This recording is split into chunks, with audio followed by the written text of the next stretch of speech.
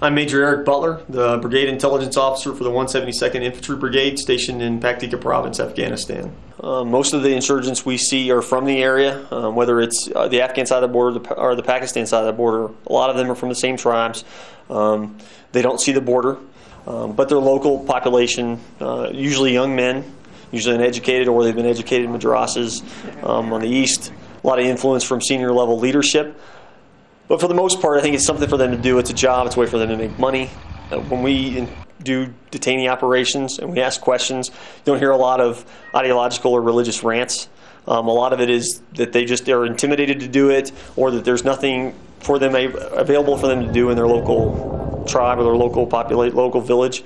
So they're just helping the insurgents because that's the presence and the influence that's in the area. The recruiting numbers, I think, are down.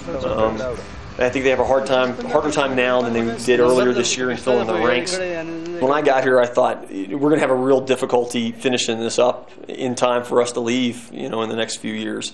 And I really was curious about the partnership relationship. How do you get a force, to the point where they can actually sustain themselves after we leave when we have such a higher technologically advanced military? I was concerned about that.